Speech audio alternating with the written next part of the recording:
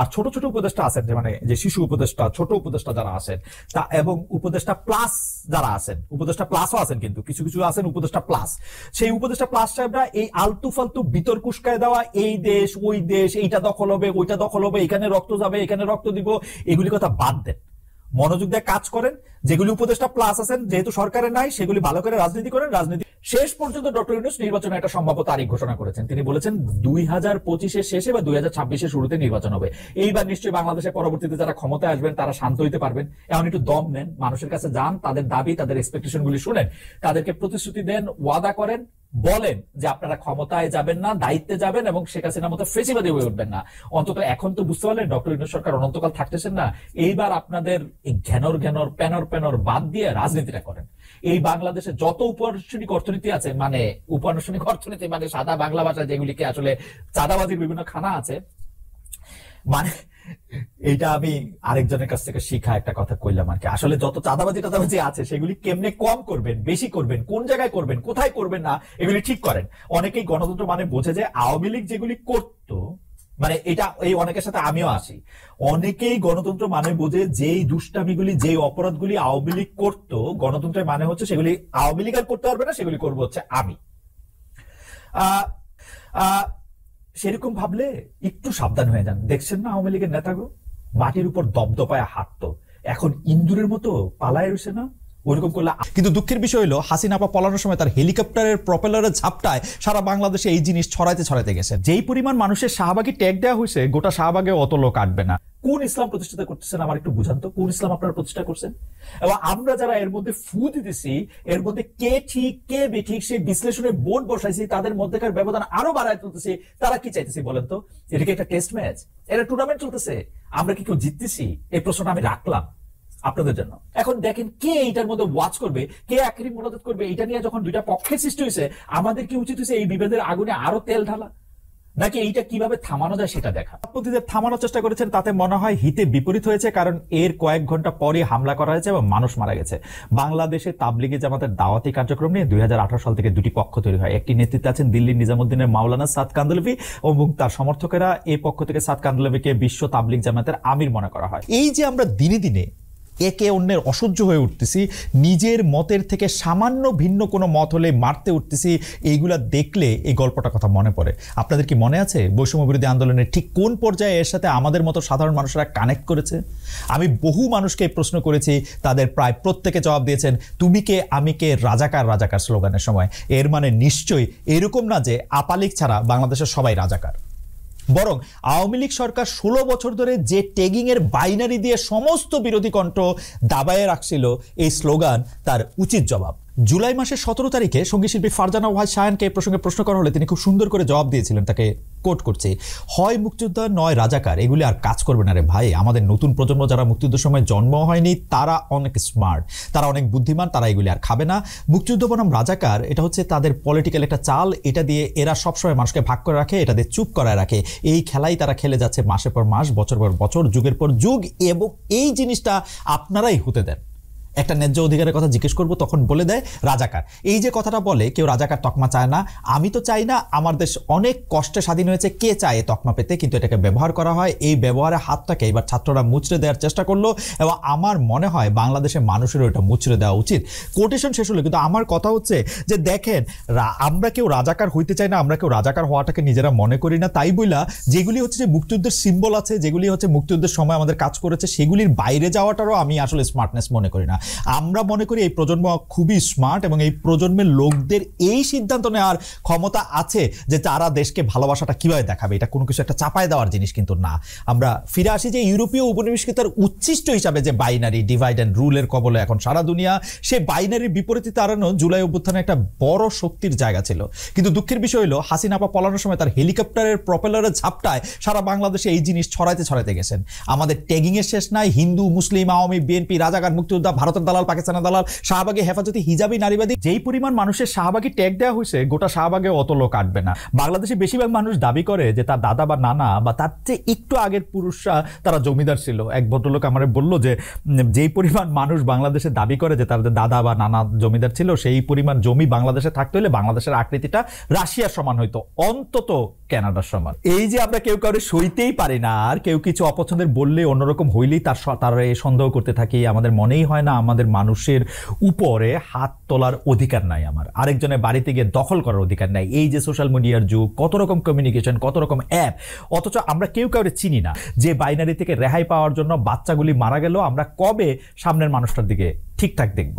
তো এই যে বাইরের থেকে এই রকম এক একটা পরিচয় ঠিক করে দেওয়া এবং সেই অনুযায়ী একজন মানুষের কোনো কাজটা করা উচিত সেইটাও চাপিয়ে দেওয়া, এতে যার উপর এগুলি চাপানো হচ্ছে মানুষ হিসেবে তার অধিকার খর্ব করা হয়। একজন ব্যক্তি সে কি বিশ্বাস করবে, কি তার ভালো লাগবে, কোন দলের সাথে মিশবে, কাকে ভালোবাসবে, যতক্ষণ অন্য কারো ক্ষতি সে করতেছে না, তার সম্পূর্ণ অধিকার আছে নিজের মতো করে নিজের জীবন সাজানোর, নিজের রাস্তা ঠিক করার। অন্যের এক্সপেকটেশন অনুযায়ী আমার যদি নিজের পারিপার্শ্বিক গুটায় আনতে হয়, এটা আমার প্রতি অন্যায় বা ইনজাস্টিস। ইকোনমিস্ট একটা দেশকে ঠিক করে, মানে ব্রিটেনের একটা পত্রিকা আছে ইকোনমিস্ট, বাংলাদেশেরও অনেক মানুষও এটা পড়েন, এটলিস্ট আগে পড়তেন, এখন পড়েন কিনা আমি জানি না। সেই ইকোনমিস্ট পত্রিকা প্রত্যেক বছর ঠিক করে যে কোন দেশটাকে এবার শ্রেষ্ঠ দেশ হিসেবে ঘোষণা করা হবে বা একটা অন্যরকম অ্যাচিভমেন্টের দেশ হিসেবে ঘোষণা করা হবে। এবার ইকোনমিস্ট দেশ হিসেবে ঠিক করেছে হচ্ছে বাংলাদেশকে। আমি এমনিতে এই যে কোনো একটা খেতাব দেওয়া, এই করা সেই করা, সেগুলিকে অনেক বেশি গুরুত্ব দিই না, কিন্তু এইবার বাংলাদেশ আসলে তার চলতে থাকা 15 বছর বা 16 বছরের স্বৈর শাসন থেকে নিজেদেরকে মুক্ত করেছে, নিজেরা মুক্ত হয়েছে, এবং এর জন্য যারা এতে নেতৃত্ব দিয়েছে তাদের অনেক রক্ত দিতে হয়েছে, অনেক ত্যাগ করতে হয়েছে। সেই জন্য ইকোনমিক্স তাদেরকে মানে বাংলাদেশকে এবার নির্বাচিত করেছে একটা বিশেষ দেশ হিসেবে। আমি সেটি খুব গর্ব নিয়ে বলতে চাই। তবে মন খারাপের মতো অনেকগুলি ব্যাপার আছে। গত কয়েকদিন ঘটে যাওয়া আরো যে ঘটনায় আমি খুব মানে ব্যথিত হয়েছে, তা হলো ভারতের মাওলানা সাদ কান্দলভি এবং ঢাকার কাকরাইলে মাওলানা জোবায়েরপন্থীদের বিরোধ, মারামারি, এবং যা শেষ পর্যন্ত মানুষের মৃত্যু থেকে শেষ হলো। বুধবার ঘটেছে এই ঘটনা। টঙ্গীর ইস্তেমা মাঠে সাতপন্থীদের হামলায় জোবায়েরপন্থীদের 4 জন মারা গেছেন, মানে খবরটা এইভাবেই এসছে। তাবলিগের নিয়ন্ত্রণ নিয়ে এই দুই পক্ষের বহুদিন ধরে বিরোধ ছিল। নিহত মুসল্লিরা টঙ্গীর তুরাগ নদীর তীরে 5 দিনের জোর ইস্তেমায় অংশ নিয়েছিলেন। জোর ইস্তেমা হচ্ছে বিশ্ব ইস্তেমার আগে প্রস্তুতিমূলক সমাবেশ, যেখানে 1 থেকে 3 চিল্লায় বের হওয়া তাবলিগের সাথীরা অংশ নেন। এর সংখ্যা ছিল কয়েক হাজার, যেখানে ভোর রাতে দেয়াল টপকে ফটক ভেঙে মাঠে ঘুমন্ত মুসলিমদের উপর অতর্কিত হামলা চালিয়ে ইস্তেমা মাঠে নিয়ন্ত্রণ নেন সাতপন্থীরা। এর মধ্যে জাতীয় নাগরিক কমিটি থেকে সার্জিস হাসনাত আব্দুল্লাহ কাকরাইল মসজিদে গিয়ে জোবায়েরপন্থীদের সাথে আলাপ করেছেন, সাতপন্থীদের থামানোর চেষ্টা করেছেন। তাতে মনে হয় হিতে বিপরীত হয়েছে, কারণ এর কয়েক ঘন্টা পরে হামলা করা হয়েছে এবং মানুষ মারা গেছে। বাংলাদেশে তাবলিগে জামাতের দাওয়াতি কার্যক্রম নিয়ে 2018 সাল থেকে 2টি পক্ষ তৈরি হয়। একটি নেতৃত্বে আছেন দিল্লির নিজামুদ্দিনের মাওলানা সাদ কান্দলভি এবং তার সমর্থকেরা। এই পক্ষ থেকে সাদ কান্দলভিকে বিশ্ব তাবলিগ জামাতের আমির মনে করা হয়। অন্যদিকে সাদের বিরোধী পক্ষ, এর নেতৃত্বে রয়েছেন তাবলিগ জামাতের শীর্ষ মুরব্বী বাংলাদেশের মাওলানা জুবায়ের, কিন্তু তারা নিজেদের জুবায়েরপন্থী বলেন না, এটাকে তারা শুরায়ে নিজাম বা পরামর্শ ভিত্তিক পরিচালনা বলছেন। জুবায়েরপন্থীরা আবার মনে করেন সাদ কোরআন হাদিসের অপব্যাখ্যা করেছেন, তাই তাকে তারা আমির মানেন না। এ নিয়ে বিভিন্ন রকম তর্ক বিতর্ক আছে। মাওলানা সাদ এই কারণেই 2018 সালের পর থেকে আর বাংলাদেশে আসতে পারেন না। মাওলানা সাদ বলেছিলেন যে এই কোরআন হাদিসের কথা বলে বা নামাজ পড়িয়ে এটা টাকা নেওয়া যাবে না, বা এটার মধ্যে টাকা নেওয়াটা আসলে ঠিক না। এই কথাটাই নাকি সর্বপ্রথম এদেরকে আঘাত করেছিল বেশি, যারা সাদের বিরোধিতা করছেন তারা। গত বছরের নভেম্বরে ধর্ম আর স্বরাষ্ট্রমন্ত্রী এর একটা সমাধান দিয়েছিলেন যে 2 ভাগে ইস্তেমা হবে, প্রথমে জোবায়েরপন্থী, পরে সাতপন্থী। কিন্তু সেই পর্যন্ত পৌঁছানোর আগেই যা হওয়ার হইল। তাবলিগে জামাতের আসলে কিন্তু আমার জানা মতে কোনো রাজনৈতিক উচ্চাভিলাষ নাই। তারা কোনো চেয়ার দখল করতে চায় না, কোথাও গিয়ে রাজা উজির হইতে বা সংসদ সদস্য সমন্বয়ক এগুলি হইতে চায় না। তারা চায় ইসলামের দাওয়াত দিতে, নামাজ রোজা বা এরকম রিচুয়ালিস্টিক ইসলামের পাশাপাশি এটা যে পরিপূর্ণ একটা জীবন ব্যবস্থা তা তারা জানাইতে চায়। তারা পারস্পরিক সাংস্কৃতিক লেনদেন চায়, চলাফেরা, থাকা, খাওয়া অথবা ঘুমানোর বিষয়ে ইসলামে বিশ্বাসীদের নিজস্ব একটা সিগনেচার আছে, তারা এর মধ্যে থেকে নিজেদেরকে পরিচিত করতে চায়। পাশাপাশি একটা কালচারাল মেলবন্ধন যেটা দরকার, সেই মেলবন্ধনের ক্ষেত্রেও তারা সেটা চেষ্টা করে। সেই জন্য সাউথ আফ্রিকার তাবলিগ জামাতের লোকেরা অস্ট্রেলিয়া যায়, অস্ট্রেলিয়া থেকে পাকিস্তান আসে, সেখান থেকে ইন্ডিয়া যায়, বিনিময়ের মাধ্যমে একটা একই ছাতার নিচে তারা আসতে চায়। 1926 সালে ব্রিটিশ ইন্ডিয়াতে তাবলিগ জামাত যখন শুরু হয়েছে, এইটা ছিল তাদের প্রধান উদ্দেশ্যের একটা।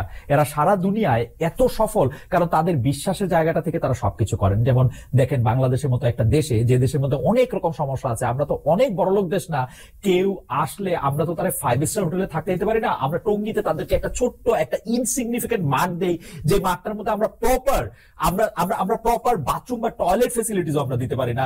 এবং এই মাঠের মধ্যে জমায়েত হয়ে কোন রকম একটা সভা করা, সেইটা কিন্তু কোন ধরনের মানে কি বলবো, ইসলামের যে 5টা স্তম্ভ, আপনি হজ করতে যাবেন, এইটা যেহেতু যেটা আপনার ফরজ, আপনার টাকা পয়সা থাকলে এরকম না কিন্তু ঘটনাটা। কিন্তু তারপরও যে এতগুলি জায়গা থেকে লোক আসে, সেটা আসলে এইটা দেখাশোনা এবং মেলামশার মধ্যে থেকে একটা বোঝা পড়ার জন্য, যেখান থেকে সবাই বুঝতে পারে যে ইসলামের পতাকা তলায় থাকলে জিনিসটা কিরকম হইতো। এই যে ইসলামের জন্য এত মানুষের এত স্যাক্রিফাইস, এত কষ্ট স্বীকার, এটা হযরত মুহাম্মদ সাল্লাল্লাহু আলাইহি ওয়াসাল্লামের পথ অনুসরণ করি। তিনিও আরেকটা সাংঘাতিক বৈরী পরিবেশে থেকেও মানুষকে ডাক দিয়েছেন ইসলাম ধর্ম বোঝার জন্য, যে তোমরা দেখো আমরা আসলে কিভাবে খাই, কিভাবে থাকি, অন্যদের সাথে আমাদের সম্পর্ক কিভাবে তৈরি হয়, মোট কথা কিভাবে জীবনযাপন করি, কিরকম কাপড় পরি, কিরকম ব্যবসা করি, দেখো আসো এগুলি নিয়ে কথা বলি।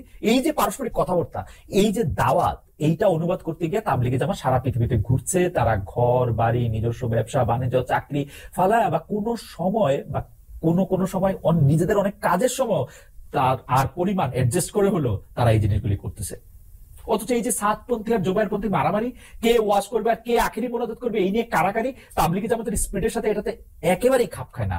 এখন দেখেন কে এইটার মধ্যে ওয়াজ করবে, কে আখেরি মোনাজাত করবে, এটা নিয়ে যখন দুইটা পক্ষের সৃষ্টি হয়েছে, আমাদের কি উচিত হয়েছে এই বিভেদের আগুনে আরো তেল ঢালা, নাকি এইটা কিভাবে থামানো যায় সেটা দেখা? আমরা টঙ্গীতে একটা ছোট মাঠ দিছি, শুধু এমন একটা মাঠ, আমি আগেও বলছি যে এটা আসলে ফরজ ইবাদতের জায়গা না, মানে এটা তো মক্কা না, এটা তো কাবা শরীফের লোকজন হজ করতে যাবে, ইসলামের 5টা স্তম্ভের একটা অনেক বড়দের এক ফরজের একটা, তা তো না। যথেষ্ট টাকা থাকলে হজ আদায় করতে হবে বাধ্যতামূলক, তা কিন্তু না।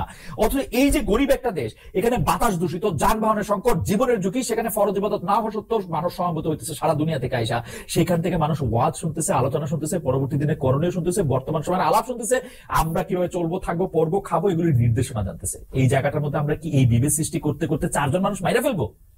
মারা গেছে কিন্তু 4 জন লোক, 4 জন মানুষ আমরা মাইরা ফেলবো?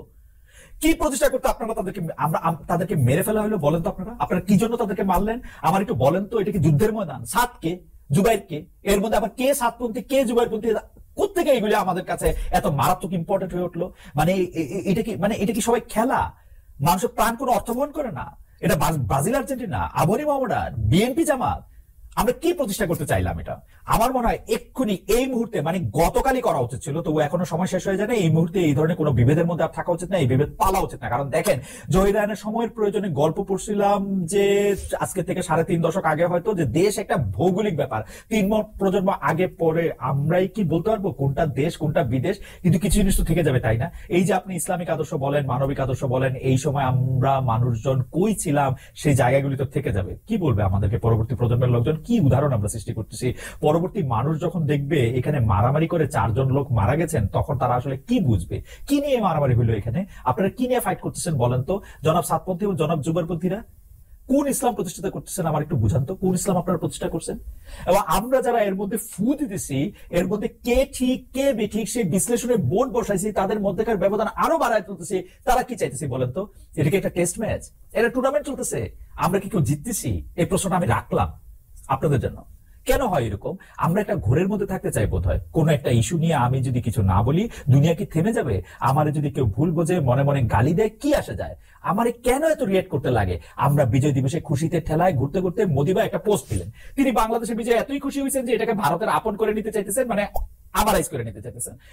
সাথে সাথে আমাদের উপদেষ্টাদের মধ্যে আরো বেড়াছাড়া লেগে গেল। একজন তীব্র প্রতিবাদ জানালেন, আরেকজন বাংলাদেশের নতুন মানচিত্র হাজির করে কিছুক্ষণ পরে সেটা আবার মুছে দিলেন। ভাই, যে পোস্ট করে আবার মুছা ফেলতে হয়, সেটা করার আগে কয়েক মিনিট ভাবেন। একই বিষয় দেখা গেল শিল্পকলা একাডেমি কর্মকাণ্ডে। বিজয় উৎসব হয়ে গেল ডিসেম্বর উৎসবে, আবার অ্যাবাউট টার্ন। বিজয় উৎসব হয়ে গেল ডিসেম্বর উৎসব, আবার অ্যাবাউট টার্ন। কিসের ভয় আপনারা এরকম পেন্ডুলামের মতো এরকম দুলতে থাকেন? আপনাদের ইনকনফিডেন্সও দেখা যায়, তাতে আপনাদের উপর আমাদের ভরসা করতে ভয় হয়। উইনি দ্য পু, এই বিষয়ে আমার মানে উইনি দ্য পুরে কিন্তু আমার বিরাট ফিলোসফার মনে হয়। মানে after Tom and Jerry, Winnie the Pooh হচ্ছে আমার কাছে একটা বড় ফিলোসফার। শেষ পর্যন্ত ডক্টর ইউনূস নির্বাচনে একটা সম্ভাব্য তারিখ ঘোষণা করেছেন। তিনি বলেছেন 2025-এর শেষে বা 2026-এর শুরুতে নির্বাচন হবে। এইবার নিশ্চয়ই বাংলাদেশের পরবর্তীতে যারা ক্ষমতায় আসবেন তারা শান্ত হইতে পারবেন। এখন একটু দম নেন, মানুষের কাছে যান, তাদের দাবি তাদের এক্সপেকটেশন গুলি শুনেন, তাদেরকে প্রতিশ্রুতি দেন, ওয়াদা করেন, বলেন যে আপনারা ক্ষমতায় যাবেন না, দায়িত্বে যাবেন এবং শেখ হাসিনার মতো ফেসিবাদী হয়ে উঠবেন না। অন্তত এখন তো বুঝতে পারলেন ডক্টর ইউনূস সরকার অনন্তকাল থাকতেছেন না। এইবার আপনাদের এই ঘ্যানর প্যানর বাদ দিয়ে রাজনীতিটা করেন। এই বাংলাদেশে যত উপানুষ্ঠানিক অর্থনীতি আছে, মানে উপানুষ্ঠানিক অর্থনীতি মানে সাদা বাংলা ভাষা যেগুলিকে আসলে চাঁদাবাজির বিভিন্ন খানা আছে, মানে এইটা আমি আরেকজনের কাছ থেকে শিখা একটা কথা কইলাম আর কি। আসলে যত চাঁদাবাজি আছে সেগুলি কেমনে কম করবেন, বেশি করবেন, কোন জায়গায় করবেন, কোথায় করবেন না, এগুলি ঠিক করেন। অনেকেই গণতন্ত্র মানে বোঝে যে আওয়ামী লীগ যেগুলি করতো, মানে এটা এই অনেকের সাথে আমিও আসি, অনেকেই গণতন্ত্র মানে বোঝে যেই দুষ্টামিগুলি যেই অপরাধগুলি আওয়ামী লীগ করতো, গণতন্ত্রের মানে হচ্ছে সেগুলি আওয়ামী লীগ আর করতে পারবে না, সেগুলি করবো হচ্ছে আমি। সেরকম ভাবলে একটু সাবধান হয়ে যান। দেখছেন না আওয়ামী লীগের নেতাগুলো মাটির উপর দপদপায় হাঁটতো, এখন ইন্দুরের মতো পালায় রয়েছে না? ওইরকম করলে আপনাদেরও এই দশা হবে। এইবার একটু কাজের কর্মে মন দেন গো উপদেষ্টা মন্ডলী। অনেক তো সংস্কার করলেন, এর মধ্যে আপনাদের চোখের সামনে দিয়া কাউয়া কাদের পগার পার হয়েছে, 3 মাস কই লুকাইছিল কেউ জানতেন না। কেন? স্বরাষ্ট্র উপদেষ্টা বললেন যদি জানতাম কই আছে তাহলে ধরে ফেলতাম, হা হা, তেরে মেরে ঠান্ডা করে দেবো ঠান্ডা। বাহ, বেশ বেশ বেশ। অর্থ উপদেষ্টারে বলি, আওয়ামী আমলে যে অপকর্মগুলি করা হয়েছে সেই অপকর্মগুলি কথা কই আর কতদিন কইবেন যে এই অপকর্ম হয়েছে? 4 মাস হয়ে গেছে গো স্যার, একটু এবার করেন। বা এই যে অপকর্মগুলি করা হয়েছে, ব্যাংকের খেলাপি ঋণের টাকাগুলি যে নেওয়া হয়েছে সেগুলিকে আমরা ফেরত পাবো। ভবিষ্যতে যেন এরকম না হয় তার জন্য কি ব্যবস্থা করতেছেন আপনারা? বাংলাদেশে মানুষ যখন 50,000 টাকা ঋণ নিতে চায় তার জন্য জমি জমা, পুকুর, ঘটি বাটি, লোটা গামলা সব বন্ধ দিতে হয়। 50,000 কোটি টাকা ঋণের বিষয় এরকম কিছু কি আসে? মানে ঋণ না দিচ্ছে যে তারা, ঋণ যে তারা নিছে, বাংলাদেশে যেগুলি ঋণ খেলাপি আছে এগুলির বিরুদ্ধে আপনারা করেন হত্যা মামলা। এই যে ঋণ খেলাপি একটা ভালো জিনিস, এটা করলে কোনো অসুবিধা নাই। আমি যে ভবিষ্যতে বাংলাদেশে আর কাউরে ঋণ খেলাপি হইতে দেখবো না, এটা আমি কেমনে বুঝবো? কেন এই হত্যা মামলা দেওয়াটা খারাপ? তাদের কেস যখন কোর্টে উঠবে তখন তারা আরামে খালাস পেয়ে যাবে। বরং একটু কষ্ট করেন, এইসব ঋণ খেলাপিদের একটু কষ্ট করেন, খোঁজ করেন কি করেছে তারা, তাদের স্পেসিফিক অপরাধে মামলা দেন। ব্যবসায়ীর সাথে কথা বলছেন, এই যে মাননীয় বাণিজ্য উপদেষ্টা, আপনি ব্যবসায়ীদের সাথে কথা বলছেন, বাজারটারে দেখেন তো, হঠাৎ করে কেউ কৃত্রিম ভাবে বেশি করে টাকা নিয়ে যেতেছে কিনা, কাউকে জিম্মি করতেছে কিনা, এগুলি খোঁজ নেন। আর ছোট ছোট উপদেষ্টা আছেন, যে মানে যে শিশু উপদেষ্টা, ছোট উপদেষ্টা যারা আছেন তা, এবং উপদেষ্টা প্লাস যারা আছেন, উপদেষ্টা প্লাসও আছেন কিন্তু কিছু কিছু আছেন উপদেষ্টা প্লাস, সেই উপদেষ্টা প্লাস সাহেবরা এই আলতু ফালতু বিতর্ক উস্কায় দেওয়া, এই দেশ ওই দেশ, এইটা দখল হবে ওইটা দখল হবে, এখানে রক্ত যাবে এখানে রক্ত দিব, এগুলি কথা বাদ দেন। মনোযোগ দিয়ে কাজ করেন। যেগুলি উপদেষ্টা প্লাস আছেন যেহেতু সরকারের নাই, সেগুলি ভালো করে রাজনীতি করেন। রাজনীতি করে কি করবেন এটা মানুষেরকে বলেন গিয়া। আশা করি আগামী পর্বে জাতীয় নাগরিক কোটি নামের হারজারু বিষয়ে কথা বলবো। বাংলাদেশে চাঁদাবাজি মুক্ত বাজার ব্যবস্থা কি সম্ভব কথা বলবো সেই বিষয়ে। একটা খুশির খবর দিই।